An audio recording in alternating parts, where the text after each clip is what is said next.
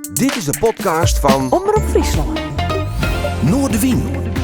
Met Willem de Vries. Kom verder.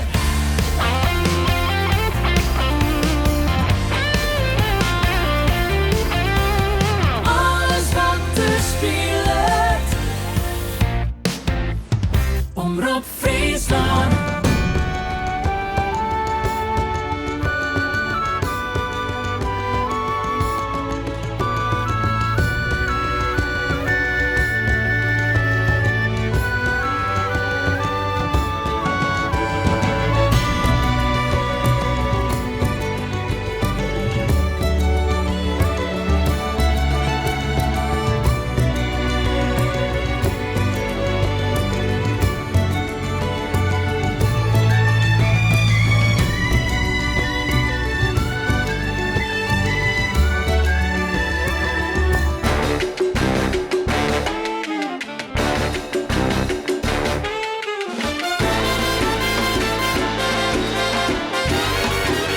Dit is Noordewien.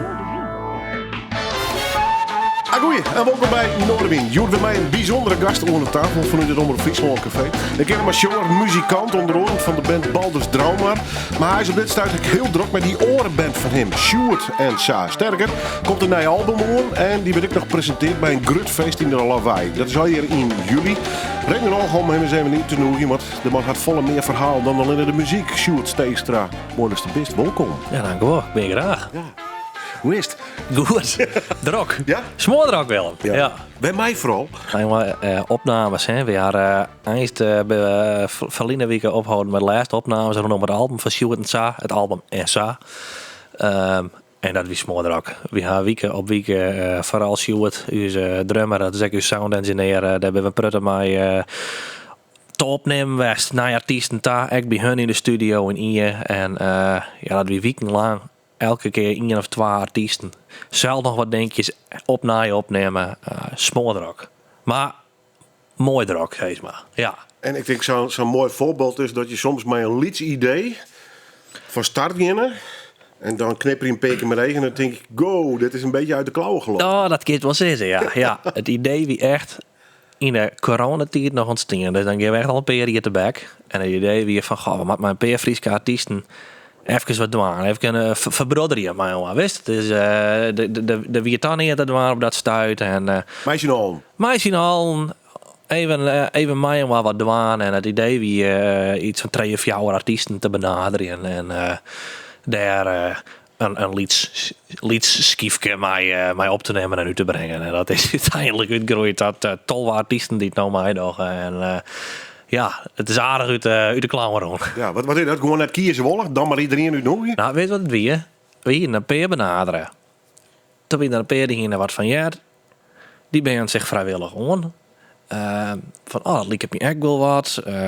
Nou, dan haast op een gegeven moment een mannen size aan. Dan denk je, ja, dit is eigenlijk maar we dan van een volledige cd. En we hier een prutte nummers nog. Dus nou, dan hebben we maar wat meer mensen vragen. Nou, dan haast een mooi ploegje. Dan zei er dus iemand, oh, dan komt er weer iemand bij. Want die zei, oh, maar stel ik even. Nou, zag je dat dan op een gegeven moment? Het vader wat wisten, we gingen er 12 man die mij in. Dus ja, toen werd het grut. Het zei ook wel wat, hoe de status van Dijers muzikant en een Sjoerd en zo. Dan toch blijkbaar een aardige groep mensen bij elkaar brengen kunnen. Ja, dat nou wat zei door de status. De Friese muziekscene is natuurlijk uiteindelijk is maar lied te zingen. En een prettig mensen die kist van optredens af. En ja, als Adrie de Boer die doet aan mij, dan hebben we wel vaker maar geerwerken. Emiel hebben we wel vaker maar geerwerken. Nou ja, en de ene brengt deze bij mij en de andere brengt die bij mij. En ik wil heel graag, dat wie van mij persoonlijk, ik wil heel graag mijn kleine nummer doen. Van die 12? Van die 12. En ik hier Ines, daar wil ik heel graag een Ines Timmer. Ja, Ines Timmer wil ik heel graag een nummer doen. Dat wie van mij wel muzikant werd ik zelfs net echt omgaan bij hier, maar van ik hun werk zo mooi vond. Dus ik denk, oh, ik daar nog eens. En dan luxe een paar keer en dan gaat al een beetje een plaatsje. En dan denk je, Sanno, dat zou mooi wezen. En, nou ja, dan was het eigenlijk al in fantasie best al oeren en dan maak je iets. En uiteindelijk is dat ik heel mooi slagen. Ja. Ja. Mooi man. En dan, nou, ik druk mijn Balders Draumar. Of is het nou even weer rustig? Hoe zit het eigenlijk? Nou ja, we hebben Balders natuurlijk in november naar je plaat uitgebracht, Njord. En die is heel goed ontvangen. We hebben wat stevig akoestisch naar je cd door het verhaal van de Friezen die naar de Faroe-eilanden gingen ben. Toen die alleen. Doet alles kersten weer. En wij ben 2,5 maand verliezen, 3 maand verliezen, wingen we bij de Faroe-eilanden. Hebben we daar wat optredens dingen. En daar heb ik een documentaire maken. En die komt ergens in juli, als het goed is. In december in elk geval komt die uit. Ja. Hoe dat verhaal. Wat het verhaal wat je vertellen willen? Hun verhaal, je verhaal, de Friese verhaal of Balders droom maar? Nou ja, wat we willen. We gaan natuurlijk een album maken hoe we bepaalde skietkundige feiten die er weten. Maar ik een hele volle van die tijd dat is invult. Hè? Dat wist net hoe dat exact wie. Dus we gaan een album maken van hoe wij dachten dat het ongeveer in die tijd was. Dat is wat wij altijd doen. Wij verdiepen je, wij pakken de feiten erbij. En ja, dan romantiseert het natuurlijk ook, want er was een album. Maar we proberen zo vol mogelijk vast te houden aan de feiten die er binnen. En dat album gaat dan over de Friezen die daar kan binnen. En op dat eiland, bij de Faroe-eilanden, dat is een eilandengroep, daar ben een hele volle verhalen hoe die Friezen die daar hier winnen. Maar een hele volle is echt weer mondeling. Sommige dingen hebben ze, ben ergens wel wat dingen op papier, maar het ene praat over een boer met zo'n zwan, het andere praat over een boer met 8 zwan. Dus dat varieert echt nog wel eens wat. Wat wij woorden is in elk geval, we gaan albums krijgen en we willen weten wat eerder joerde daar is nog tussen de Friesen en de meesten op de Faroe-eilanden wat nog wat bient. Is daar überhaupt nog iets? Hè? Binnen de meesten weten ze daar nog wel wat van de Friesen of eigenlijk helemaal net. Dat was eigenlijk een beetje wat wij bezochten te ziekje daar. Ja. Nou, zonder de film te spoilen, om het zo maar zo te drukken. Is er nog iets van een spoor of net? Er is meer dan ik dacht dat er was. Wat verrast dus eigenlijk. Ik ben, en dat komt in de documentaire, komt eigenlijk heel mooi naar voren hoe sommige mensen daar ik nog steeds bij de douane binnen. Oké. Ja, heel bijzonder. Nou, kom straks nog wel even verder over te best. spreken.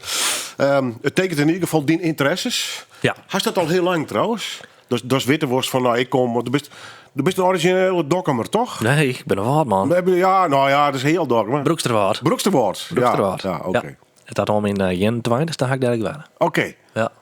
Dus ik ben een echte waardpikker. Ja, en precies, ik ben inmiddels alweer in dak. Maar, Ja, ik mij die net dokkemer neer, maar nog. Nou ja, wees, ik ga er net zo volle moeite maken. Maar ik ben wel hartstikke goed. Ja, nee, tuurlijk. Ja, nee. Punt, komma. Ja, nee, komt goed.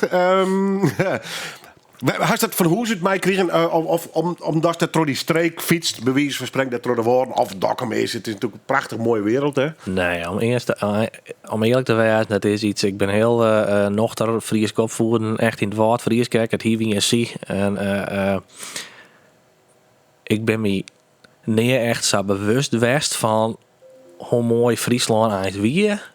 Dat ik op een gegeven moment een periode in mijn leven had dat alles wat zwidder wie en wat dreger wie. En ik heel bot op ziek voer naar waar kom ik nou waar. En ik vond dat vooral in de muziek.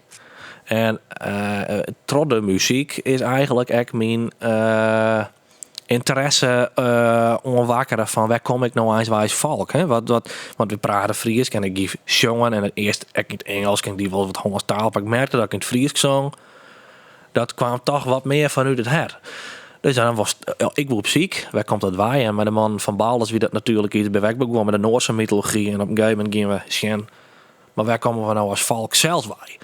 En toen kwamen we erachter dat er een ontzettend rijke geschiedenis wie van de Friesen. Die ik jaartiers in de aarde gaan lopen. En die de zee opgaan. Die een gigantisch imperium in Europa en een gevreesd volk. En dan denk je, wow. Ja, er zit nog wel wat zwarte randjes aan. Hè? Daar zit behoorlijk wat zwarte randjes aan.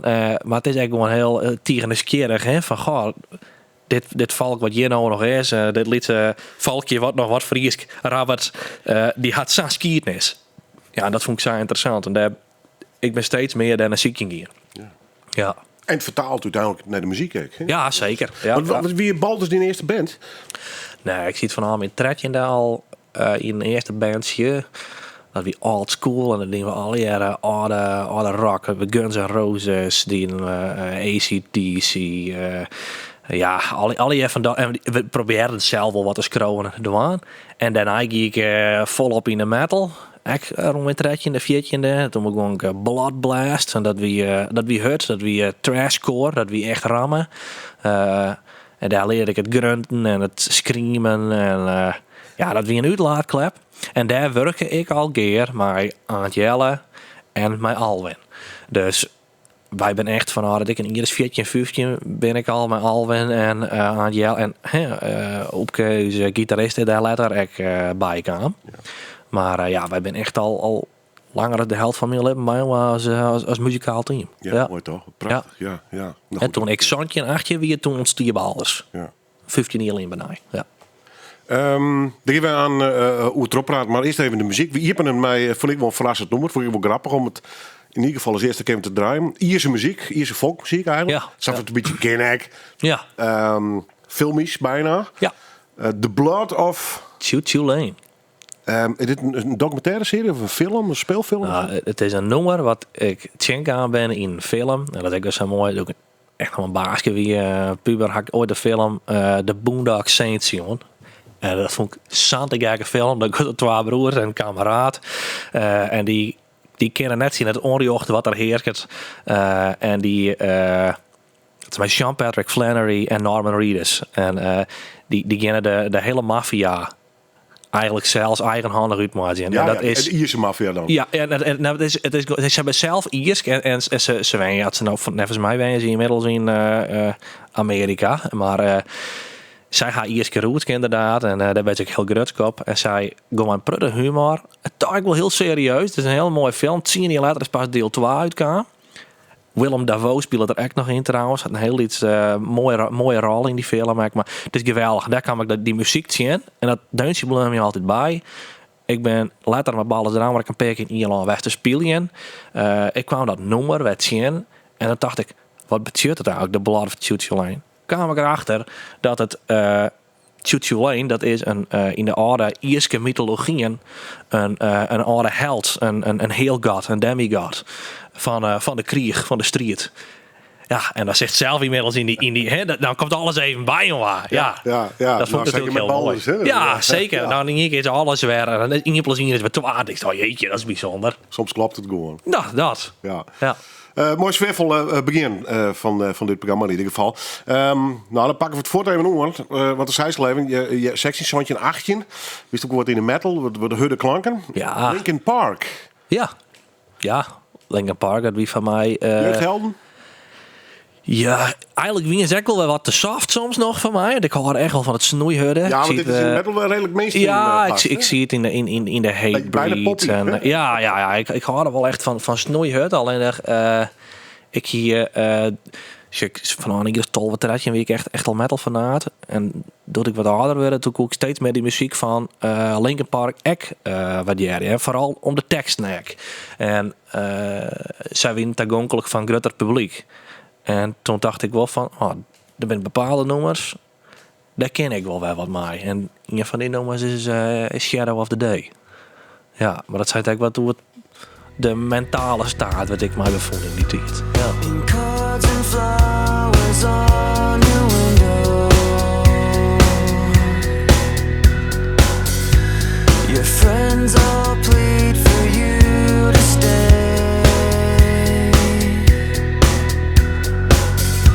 Sometimes beginnings aren't so simple. Sometimes goodbye. Linkin Park en Shadow of the Day. Zit op het listje van mijn gast van Sjoerd Steekstra, zanger van Balders Drauma en de band Sjoerd en zo. En die laatste komt bij een nieuw album. Dat is een project dat nogal behoorlijk in de klauwen run is. Ze zo'n een paar Friese artiesten erbij vregen om leuke duetten. Bent jij duetten trouwens, Sjoerd, of niet? Dat roep ik nou wel hard, maar... Nou, er staan 2 nummers op waar 2 Friese artiesten bij doen. Dus dan spreekt toch al hoe 3 man niet bij doen. Maar ja, in het jongen is het nou, er rent alle kanten wat op. Ja, want het jongens doen op alle nummers mee als gast. Ja, het is wel het ben uw nummers. Het ben uw nummers. Wij hadden schreeuwen. Maar wel mij het eeg op hoe hoe zongt die oren artiest?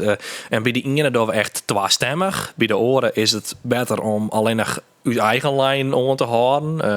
Maar het is wel een prutte als duet. Ik wil, maar ja, dan hebben we natuurlijk de orenman nog bij ons van de band. Die echt weer nog mais, jongen. Dus toen krijg je hele volle lagen in de nummers. Ja, ik zit onder het sporen te denken waar je me jongen, dat wie jongen, alder macht. Dus we gaan gewoon een paar keer dat het project gewoon crashte.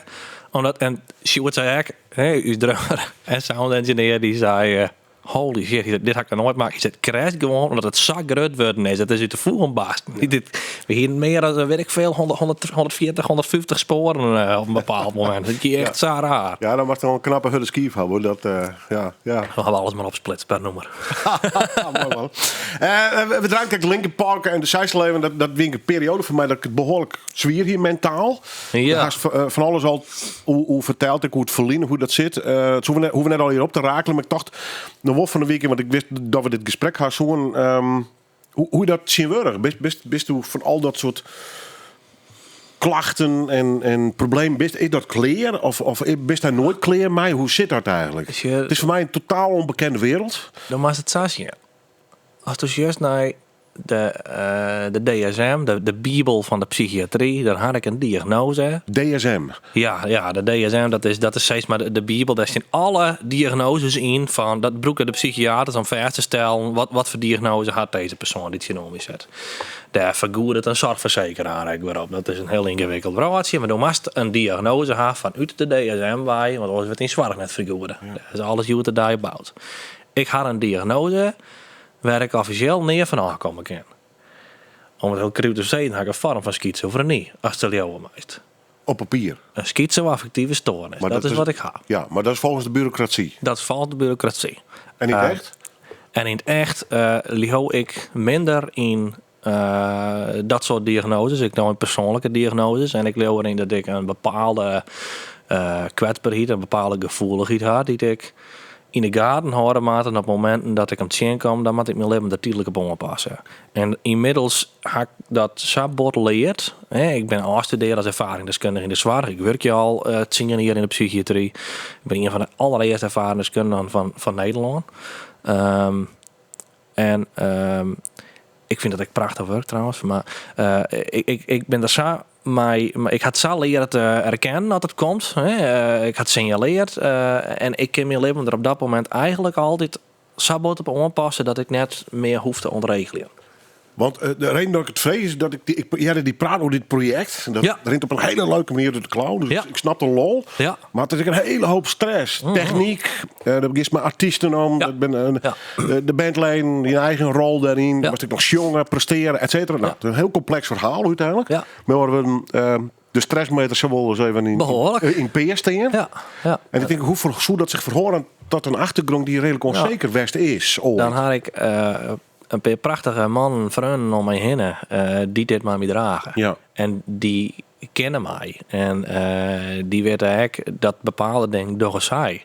En bepaalde dingen door ik. Dus daar hoort er nog steeds rekening mee? Altijd. Ja. En dat zit ik mijn leven lang doormaken. Maar wel op een manier dat ik het leuk vind. Het is mooi om mijn meeste keer te werken. Het is mooi dat ik net alles zelfs hoef te doen. Ja. Mijn Sjoerd en Sa en mijn ballen, we zijn evenredig. Ja. Het is, en Sjoerd en Sa, dat heet dan Sjoerd en Sa, dat er 2 Sjoerds in de band zitten. Maar de en Sa, dus Jacob en dus Richard, ben lieke wichtig als het wij ben. En dat is het mooie aan dit project. Sjoerd, die zit achter de knoppen, die erop namen. En zo is het met ballen, gaan we daar op voor. En Alvin is met ballen de man waar ik muziek mee schreeuw. En die Sjoerd en Sa, die ene keer, maar het is echt heel bewust aan noemen, maar Richard, de andere keer met Jacob. Maar ik kom mijn basis aan en de man maakt het voor de rest ook. Voor mij is het heel simpel. Ik ken vestjes uit mijn mouwen scootje. Maar om daar een geheel van te maken, had ik gewoon een meest nodig. Ja. En die ben er. En dat maakt het zo mooi. Ja, nee, ik begin voort bij de straal.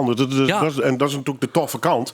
Maar de stress en het regelrij. En ik ken je een beetje nou intussen. Dan neemt het ding serieus. Ja. Maar dat heeft de vaak een consequentie dat een hele grote rekkenkracht in de kop neemt. Ja. Natuurlijk. Ik ga leren dan prutte dingen uit hand. Ja. En ik ga eigenlijk leren dat het dan zo nou dan alles ooit dan zag ik het van tevoren zelf in het kopje hier. En daar heb ik iets meer moeite mee. En eigenlijk vind ik dat nou steeds mooier. Dat vind ik echt de schema van alles. Alles rent op een gegeven moment. En ik denk, oh jongen, jou dat ik met handen. Wij hebben zo staat. Huh? Doe dat maar gewoon. Het komt wel goed. En het is in dat opzicht in hetzelfde... spelen ze dezelfde wedstrijd bij Sjoerd en zo als bij Balders Drauma? Of ben dat ook nog andere manieren van denken en werken? De kist in Balders Drauma een hele andere rol houden bij Sjoerd en zo. Ik ben bij Balders Drauma hak een andere rol. In die zin, wij vertellen verhalen hoe de geschiedenis, waar we wel meestal bewust maken. Maar we doen ook iets wat we gewoon prachtig vinden om te doen. Voor u is het een feestje. Dat we op het, maar wij hebben wel een thematiek, wat natuurlijk... van sommige mensen heel onbekend is. Dus wat mensen nieuwsgierig naar binnen. Dat wat wij hier toen wij begonnen met die nummers, dat viel wel. Soms ik bij mensen, oh ja, wie komen hier en we willen er meer over weten. We vinden dat zo mooi hoe die hem dat brengen. En dan worden mensen die komen gewoon lekker om naar muziek te luisteren. Dat Wat je bier en absoluut. handen in de boezem. Ja, maar ook juist echt dat het mensen heel wat verbindt. Hè? Ik bedoel, dus je er al je van die harde kriegers in schapenvakjes en berenvel en met een wane in de hand en een bier erin. En ja, het is kijk wat een oude relatie of zo.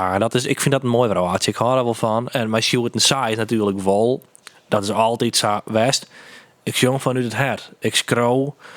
Een prettig biografische ding. En dat nemen we mee. Dus doe haast het mee hoe het leven in het algemeen. Dat zijn wel twee verschillende stukken. Ja, Ja. ik kan het me voorstellen. Ja. Oren wereldje zegt misschien ook wel een publiek.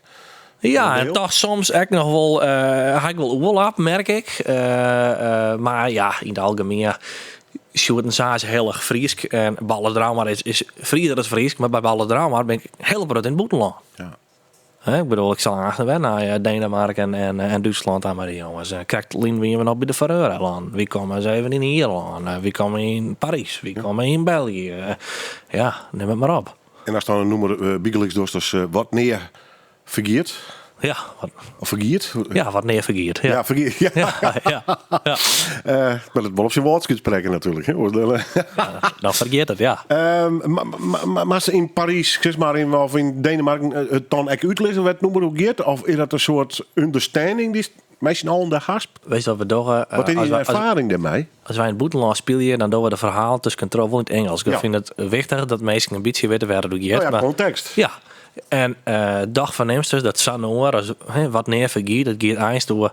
Wat neervergiet is het heidens het. Het het dat de dreunen van Mjölnir jet. Oftewel de klappen van Tuner, van Thor, de god van onwaar. Die zijn hammer, dat is Mjölnir. Het is wat dus verbindt, is altijd een bepaalde kracht. En dat is mooi. Dat is die kracht, dat pakt als een middel om mensen te verbinden. En best nou Fries of best nou Friestalig of net. Dat maakt het niet uit.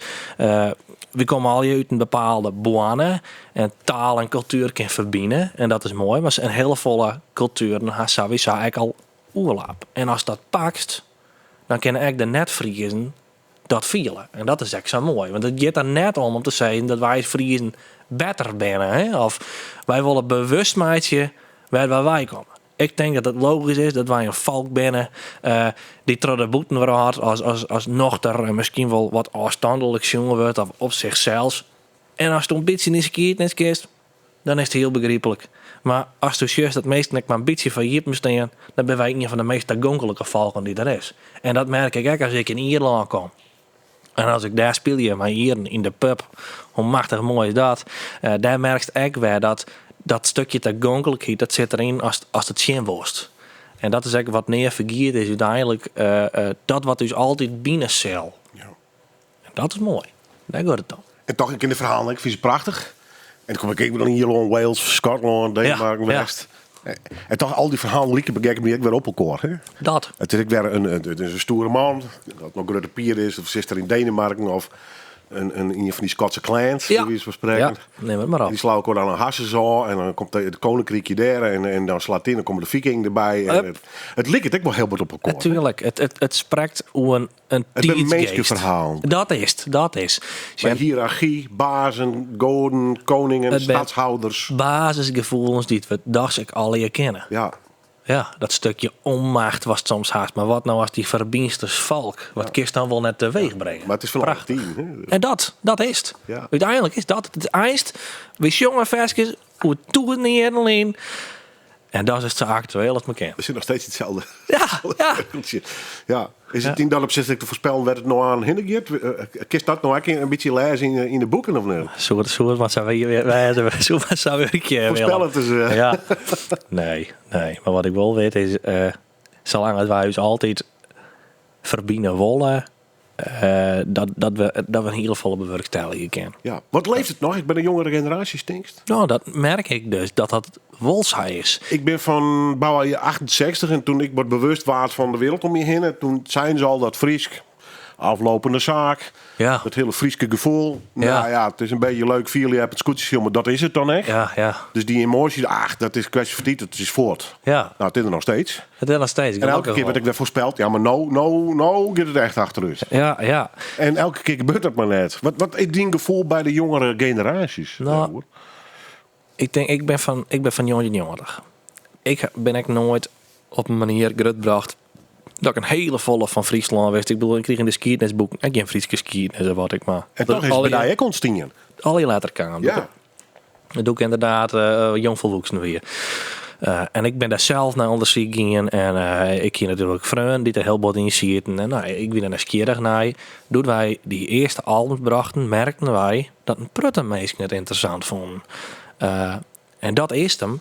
Doe maar het toegankelijk maatje voor de mensen. Een heel veel mensen vinden het hier nieuwsgierig. Maar die weten helemaal net waar ze het vinden moeten. Want dat is het probleem wel hier daar. Het zit net meer zo standaard in de skiertnesboeken en dat soort dingen. Zoals Angela Soeboer, die maakt het dan nog met een collega van hem, die boeken Vet Oud. Dat is een skiertnesreeks van in de squallen. En daar krijgt de Frieske skiertnes echt wel een eerlijk plak. En dat is wel iets. Ik snap soms ook net waarom in Nederland. Dat wordt soms heel, wat denigreren die en hoe de Noorse provincies. Maar het is juist hoe de hele Nederlandse skiertnis, dan is haast alles bouwd, of het grootste deel is bouwd op Friesland en op de Frieske skiertnis. Waarom ben we zo bang om dat te benemen? Waarom mij dat net? En ik vind dat eigenlijk wel eens iets, ik vind het wel heel schande, want het zijt zo volle hoe waar wij komen en waar we nou staan. En een stukje erkenning daarvoor is nooit misdoen. En in de samenleving werd zo volle culturen bij elkaar komen. Want dat is juist natuurlijk juist daar steeds meer. Hè. Ik bedoel, we steeds meer mensen opvang en de kisten van alles van vinden. Maar wat er eigenlijk gebeurt, je krijgt heel veel culturen bij elkaar. En ik denk dat het juist op dat stuit is dat mensen altijd waarom beginnen te griepen naar, ja, maar hou eens even, wat er nou gebeurt. Waar staan ik nou eigenlijk in dit geheel? En dan zie ik het weer naar die verbinding op, maar mensen die er echt op die manier in staan. En ik denk dat merk ik momenteel wel, dat een prutte jeugd daar heel nieuwsgierig naar is. En toch bijvoorbeeld naar uw concerten te gaan met Balders, dat ze zich daar wat bewuster van worden. En dat ze zelf ook weer beginnen. Sandra Skelte, die is echt begonnen, een keusner. Die maakt het stripboek en dat soort dingen. Die draagt uiteindelijk dezelfde vlag. Maar die, ik weet dat Skelte net zo ken, dat weet ik nog samen. Maar die kan tekenen je. Ja. En die maken het daar op die manier. Ik bedoel, als Willem Skoorstra, die natuurlijk prachtige verhalen vertelt en schroot hoe het verliezen. Ja, dat is iedereen maar draagt dezelfde fakkel. En het wordt uit op het gebied. En dat is nodig om het weer lipje te letten. En ik heb wel het idee dat het momenteel gebeurt. Want ik steeds meer jeugd. Extra een band als de Hoenekop. Die maakt het Fries weer cool. Ik bedoel, nou is het helemaal Fries. Als hoe ik Fries jong met Balders Drama. Ja. En dat kunnen we net nice nog wel lezen. Ik bedoel eerst door het weroors. Echt dat, maar het zorgt er wel voor dat de jeugd het weer cool vindt. Het komt wat uit dat verdomhoekje. Hè? Ik maak er wel mee inderdaad vroeger. Dat met sommige mensen zich eigenlijk dan wat skam. Dat ze dan op squallen weer, dan gaan ze graag in het Hollandsk. Want ja, ze zeggen een Fries taal een beetje als een het is een minder iets taal, maar als minder wurg. En dat ga ik gelukkig nooit field. Maar dat merk ik nog steeds meer. Dat mensen vinden het wel weer stoer om wel lekker in het Fries te rabien. En dat mag ik wel. Het is wat weer ne vergiet. Is heidenske het is wat weer ne vergiet.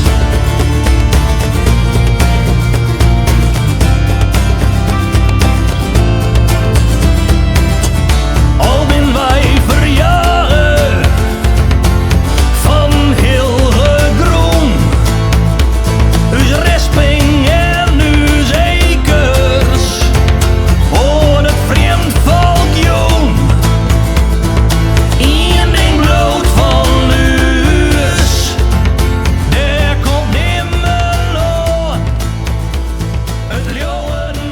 Balders Droombaar. Jawel, wat meer vergiert van het album Njord. Prachtig album, zit ik er maar even bij. En een van de leden zit je bij mij aan tafel. We gaan Jelle al eens even te gast horen. En dan is het Sjoerd Steekstra. Ik neem die in het verliezen, dat dit was Sjoerd Klaas. Maar in Rob nam ik gewoon Sjoerd of zo. Dat is oerloos. Ik ben Sjoerd Klaas. Ja. En dat is soms ook heel handig dat ik in een familie zit waar een heel veel Sjoerden ben. Dus dan is Sjoerd Klaas. Precies, dan is het wel de onderscheert zich met een van de rest. Ja. Want ik ben de enige Sjoerd Klaas. Maar ja, van Prutte Meesken ben ik simpelweg gewoon Sjoerd. En ik vind beide eigenlijk wel prima. Ja. Hey, dat hele muzikantenschap, wanneer begon dat voor jou te leven? Nou, Als je jong bent, draait plaatjes. ja. Ik ben wel... Wist er nog een plaatje draaien? Cassettes? Welke periode? Kijk, ik ga nog cassettebandjes aan. Zeker weten. Ja, het komt nog wel waarom, maar dat Ja, maar ik wie natuurlijk wel, een jongetje niet jongen, dus maar ik ga nog wel gewoon dat ik dan iets op een radio jaren dat ik het nog opnam met cassettebandjes. Ja. En Old school. ja man, ja dat dienen me verhoren Willem, maar ja. En wat er tussen draait? Nou, Is dit de radio ik hoor, ben, of? ja, hij is een groot muziekliefhebber. Dat wie echt en nog steeds groot fan van de Dire Straits. Hè? En Mark Knopfler in de frontman van de Dire Straits, maar ik zie solo work. En Chris de Burg. En dus mem die wie wat meer van de geestelijke liederen. Maar hij had me wel wat stevigere muziek uitgebracht. En dat vond ik echt wel heel mooi, merkte ik al jong. Dat die wel wat met mij. En de psalmen van Mem, ben die wat hinjenbleun nog, of net? Ja, wat mag je even zeggen? Het zong is bij mij wel begonnen in het kerken. Ik vond dat mooi. Ja. Ik vond dat wel mooi. In het kerken ben ik mocht dat weer wel een punt dat ik ik altijd heel wat aan het luisteren als jonkje, dan kon ik echt wat een brommer. Dat vond ik eigenlijk vervelend, hè? Als ik dan nice niet hysterisch zou brommen. Zit er net hoe? Nee, dat kon ik echt goed hoor. Nee. Ja. Het kerken weer trouwens. Ja, in Broeksterwaard. Ja. Maar hervormd, gereformeerd? Gereformeerd, ja. Wel een beetje zwier op gewoon dus. Nou ja, zei ik dat nou goed? Ik hier op het kerken op de brink, zei ze maar. De minder strenge kerken dan. Die zit nog wel wat lucht. Ja, maar ja. Het wie Stijns bij ons gebruikelijk in die tijd om naar het kerken te gaan. En daar is het jong van mij dus wel begonnen. Dat vond ik wel mooi. Ik had jonkje nog op een koor zitten. Nou, ik zongen wacht of zo. Ja, ga ik nog in zo'n koorke zitten. En het begon pas echt met muzikantschap. Begon pas echt doe ik tredje in weer. De eerste band dat weer dus Old School en Blood Blast. Dat begon wat in dezelfde periode. Ex-jonger trouwens? Of hier Zo als jonger. Ja. Ik kon eerst helemaal niks zoals. Ik vroeger op basisschool ik net blokfluit leren en zei dat vond ik geen bal om. Ik vind nog steeds weinig om blaasinstrumenten. Maar toen begon ik te jongen en toen op een bepaald moment vond ik die gitaar heel interessant. Dus na een jaar hier of zo in die band te zitten, toen had ik een gitaar gepakt en toen had ik mezelf omgeleerd. Dus dat is op mijn tredje echt ontstaan van, nou wil ik wat meer met die muziek. Ja. En toen ben ik echt begonnen om daar zelf dus mee bezig. Ja. En dan komt ze te horen bij, we hadden alleen hoe de bands als Linkin Park en dat soort jongens. En de wat hudderen. Ja. Grote internationale acts. Wanneer gang het door naar de Friese muziekambitie? Want we gaan een draaien van het nieuwe album. Dat is met Pieter Wilkens in de studio. Ja. Nou, absoluut begrip natuurlijk. Ja. Nou ja, wanneer is dat begonnen? Ik denk, doe ik een interessantje 18 wie doen we met Ballers begonnen. Toen wie het eerst nog Noorse mythologie, maar toen hingen we het wollen zo uit eigen. Dus ja, doe ik een eerst 18 wie is dat wat begonnen. En ja, wat van mij dus wel. Ik ben op mijn 20e, 2012, had ik haast een jaar in de kliniek leefd. Toen dat weer mijn dreigste hier, de zwartste zijde van mijn leven. Maar daar ben ik wel heel bot luistering in naar Friestalige muziek. Want ik heb psychoses en ik heb al die rare gedachten. En muziek, dat leidde me heel bot aan. En ik merkte dat ik daar het liefst in mijn eigen taal praatte. Dus toen zag ik maar Friestalige muziek op. Zij is het eens wat ging. En zo kwam ik bij Gerrit Breedler en bij Die Twa, bij Pieter Wilkens. En zo begon dat eigenlijk wat. Toen luister ik daar volle meer naar. Dus toen kreeg ik 20 weer. Ja. Hoe is het dan om mij, in dit geval Pieter Wilkens, Ja, machtig. in een studio te staan en te gerne een nummer te maken? Je hebt te met de hele band, nogmaals. Maar... Ja, dat is mooi. Ik luister hier inmiddels jaren heel graag naar Pieter. En dat hij zo enthousiast was om mij te doen aan nu project. Dat vond ik wel, dat vond ik heel mooi. Want het is een geweldige muzikant en hij had zo'n authentiek stemloos en succes. Zijn stem was eigenlijk heel vertrouwd van mij, want ik ken heel veel van zijn lieden. Maar ook als dat op een andere manier gewerkt en dan ligt de persoon erachter kennen en is gewoon een heel mooi man die ik in zijn manier als muzikant waar heel authentiek is. Dus dat is dat is prachtig om met hem deze keerwerking om te gaan. Ja. Om mij heen en ik weet, ik ben een riek man. Ben in het goede land, ja wij prijzen, kennen er wat van. Oh, hier ben ik dus, eerst je mijn steens, je leidt mijn hart, en hier ben het niet meest. Friesland roept mij, en zal dat altijd waan. Alvast een preview van het nieuwe album van de groep Sjoerd en Sa. En een van de beide Sjoerds zit hier nog altijd onder de tafel. En we hebben hem together met Pieter Wilkens. Sjoerd Steestra. Ja, lekker nummer. Lekker op tempo. Ja, nou kom aan. Dan eerst ik echt zitten. Van hey, Pieter komt naar de studio. Ja. Daar gaan dit nummer een beetje op skreun. Nee hoor, dit nummer hiek al. Maar dit nummer is eigenlijk heel wat inspireren op nummers van Pieter.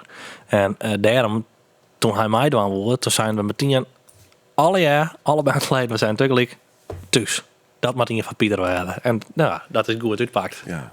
Nou, intussen een hele list Friese artiesten die intussen al je wel opname binnen. Het is al heel clear. En het album leidt wat dat betreft clear voor de presentatie.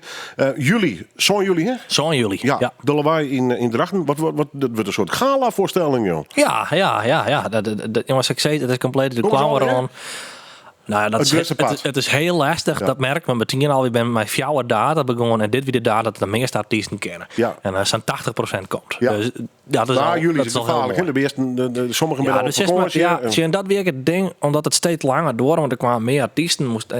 Toen had ik maar wat dan in september doen. Nou ja, dan is het lastig, want toen best al begonnen met oefenen. Toen best al begonnen met wat dingen op te nemen. En om dan die ploegmeester enthousiast te houden en constant het contact onderhouden. Het is zo dat de ploegmeester, dat is lastig. Ja. Nou leeft het nog. Dus we gaan nou maar wat erop pakken. Dat is het beste. Want anders dan gaat het vuur er wat uit. Ja. Zo kan dat wel. En bewuste keuze, Drachten, Gruttes, heel lawaai. Ja, we hadden de laatste keer altijd in Zero in Dokkum. En dat wie echt prachtig al. En dat kind hebt meer. Dus dat is. Daar kan 100 man in ongeveer, 120 man of zo. We moesten ook grutter, want dat is ook een prettig Friese artiest. Maar we hopen dat die natuurlijk al weer wat brengen. En de kaartverkeer rent best goed. Dus dat is een goede keuze. Echt. Nou, en blijkbaar toch een stap in Jim. Ontwikkeling. Ja. Een stap grutter, heger, verder dus eigenlijk. Ja. Een bewuste keuze. Ja, uiteindelijk een heel bewust. We van alles hebben we bezig geweest. Om te zien van wat is handig en wat ik was centraal. Want als ik artiesten had die uit de verschillende hoeken komen. En uiteindelijk ben we hier kwamen in leuk contact met het team van Drachten en van de Lawaai. En dit is uiteindelijk waar de keuze op vallen is. Ja. Muziek. Een zwaar ondernemer, maakt die zo nemen? Ja, neem je zwargverlener, neem je een hoopverlener was maar woord, ja. Als de ideale combinatie vond intussen? Tussen de grote passie, muziek. Ik broek de muziek en heel breed in mijn werk. Ja, maar het is wel een beetje de story of your life natuurlijk. Hè? Ja, zeker. Ja, en ik vind het mooi dat ik de zware werkje vind ik mooi. Mijn meestal werkje die deed met de kop op een rem ben. Ik vind het heel dankbaar werk. Het is soms heel zwaar werk, laat me dat voorop stellen. Het is voor mij soms natuurlijk even een spiegelbeeld van hoe het bij mij een aantal hier verliezen weer. Dus juist die onmacht wij bij meestal. Maar dat is echt juist in die tijd een prettig van meestal budgetten. En dat is mooi. En ik broek daar in de muziek geregeld. Ik werk bij Lentes dan in Grijs. En ik werk van die als ZZP'er ben in de zorg. Hier ik in Leeuwarden bij het VIP-team. Ik vind het prachtig werk. Om altijd wat te verbinden. En ook daarin komt die muziek altijd weer naar voren. Zoals die zelf nog wel eens wordt heel wat oors, hoor. Nou, heel wat oors. Ik ben natuurlijk... Het karakter of het aard om te zeggen... Nou, dit is 20, 30 hier. Clear, punt. Ik heel wat oors, man. Dat is mooi aan mijn werk. net één zit in de basisschool en die zei later, ik wil ervaringsdeskundige worden. Ik ga een baan natuurlijk. Ik bedoel, dat is echt zaak kaam. Want ik bedoel, om ervaringsdeskundige te worden, maar je een tier lang ontregeld werden, zwaar afhankelijk werden, de schaamte, schuld, alle jaren rare gevoelens die het baas worden, maar dat je dit beroep uit hoeft niet meer. En dan zit een HBO-opleiding zien, die heb ik nog wachten. En ik zie me dit echt nog wel hier in de waan. Ik vind, maar ik denk dat ik het combineren wil uiteindelijk met oren dingen. En daar ben ik nog wel een ziekje, maar ik merk wel dat dingen als bijvoorbeeld muziektherapie, want ik doe al volle mijn muziek, ik zou best nog wel muziektherapeut worden willen. En mijn ervaring deskundigheid is dat de baan waaruit ik werk. Ik weet hoe het is om aan die andere kant van de streep te staan en ik herken die gevoelens. En dat zal ik altijd inzetten. Het is in die zin, doe ik meer vanuit het hart dan vanuit het boekje. Ik ga wel een scholing daarin houden, maar het is vooral het erkennen en het herkennen van die gevoelens wat meestal mij kampen. Stigma, problematiek en dat soort dingen. Ja. Als dat zelf kist, is het heel makkelijk om daar normaal over te praten. Een normaal papier over te houden. Want haast iedereen die in de psychiatrie bedaren, die had een maatje met stigma. Ze nemen de tweede ziekte. Maar het is iets wat heel weinig hoe sprutsen wordt. En toch is het iets wat zo wichtig is om wel te doen. En wat is dan mooi als die mensen in die haast die dat echt trost in had. Dan is dat kijk wat makkelijker om het daar te houden. En dus welke functie ik beklaai, zolang ik in de zwaar werkje blow, zal ervaringsdeskundige in mij dat ze altijd wel naar boven komen. En Ja. ik ben best er gelukkig mee. Ik doe dit werk nou het zingen hier en het past nog steeds bij mij. Ja, maar ik zei net dat ik dit altijd doe aanbouw. Nee, ik steer mij open armen en ik zie wel wat er op mijn paard komt. Nou, dat is een mooi eindbesluit van deze aflevering van Noorderwind. Daar hebben we nog in een plaat draaien. Stef Bos, nou ja, het wordt valt te leven. Gelukkig, lok, Ja, gelukkig in zijn geval. ja, En volgens mij opname in Zuid-Afrika, de wennen die voor een groot deel van het hier. ja. Zuid-Afrikaanse koorkers bij. Waarom dit noemer? Stef Bos is een man die ik heel wat van haar doet. Ik zelfs heel wat ziek in de WNI. Waar zit gelok om in? Hoe kan ik met mezelf omgaan?